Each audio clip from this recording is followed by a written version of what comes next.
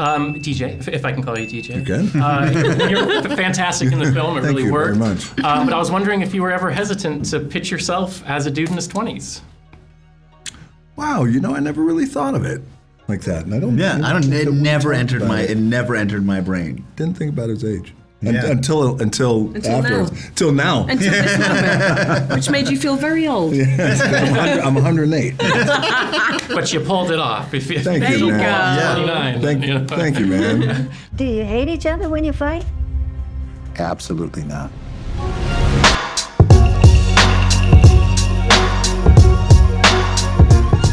I just felt like I knew Mark so intimately. I met Mark in the late 90s, and I was, we were all so impressed with Mark.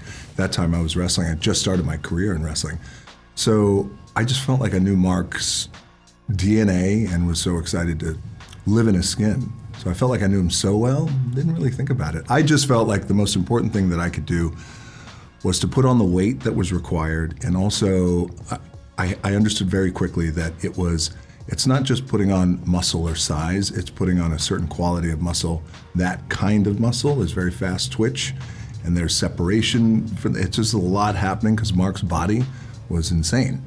And so I talked to Benny early, and he said, I don't know if you've ever asked this before, but I think you need to gain more weight. And that's hard. It's hard. Like, the amount of new muscle in different areas, that's it's a really difficult thing to do. And to still be able to move. Yes, yeah. And be fluid too as well as an athlete. So that was the only thing for me that I really wanted to make sure that I looked the part, that I was able to transform physically, vocally too as well. And I felt confident that I could move around in a ring because I felt like I had that generalship already of it. So, but didn't think about his age. Come on, are you ready? Yes. Marquito is back! I think Dawn could be looked at a context as being like a negative presence in Mark's life, but this film does such a good job at exploring the nuance in a way where you see that a lot of that is a response to being straight up gaslit. Sure. So was it important to you to do the Dawns of the world justice? For sure. I mean, I think there's huge complexities to being with someone whose life is on the line constantly, like whether it's their own addiction or in the ring. And I think that, yes, they had a hazardous sort of eruptive relationship, but also there was huge love, profound devotion and love and need for each other. But I think that, I don't know if it's an easy thing to be living with such a dedicated athlete like that. So I think it was important to see that. And we talked about that very thing. We wanted an equality to that relationship, that both people can be at fault here. And no one's more responsible for the domestic drama than anyone else. Yeah. I don't feel like we see that a lot, It was really refreshing. I thought. That's great. Good. Thank I'm you. so glad. It was important Thank to us you. because in the documentary, it's framed a different way, and perhaps a little unfairly towards Dawn. And because, yes, Mark put his life on the line every time he stepped in the ring or the cage, but he wasn't the only one sacrificing things. Yeah. So Dawn was sacrificing things too. So I give a lot of credit to Emily and Benny. They really wanted to make sure that equality was there. It's 40,000 people, Yeah. and they're cheering you on. There's no other high like it in the world.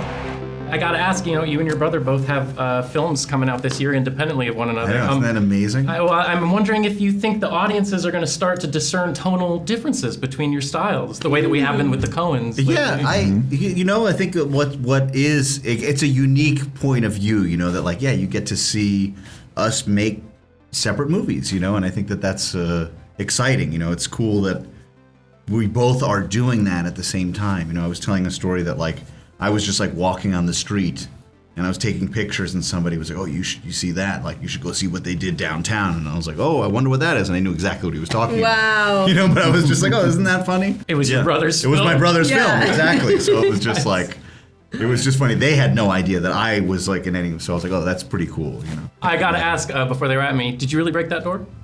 Yes. What was the door made out of? Was it just a regular ass door that you just went in on? Or? Well, the door, I went in on the door, both doors, 2 door Yes. breaks. bathroom as well as the kitchen. Oh, that's right, for you. Yes, and it's okay, but that house, just so you know, and I think your viewers will find this really interesting, is that house was built from scratch on a soundstage. Benny wanted to build it from scratch, no movable walls, so we can hide the cameras. and everything, running water, so everything was real, including the door. Yeah. This is why my elbow is still swollen. You see how swollen my elbow is? Like, this has not gone down, by the way, in insane. months. Look at this. From the That's door. crazy. This is crazy when I Yeah. did that. Look Oh. at this shit.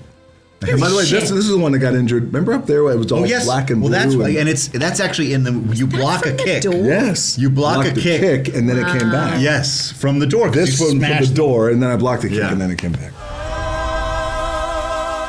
Big strong man, I love you.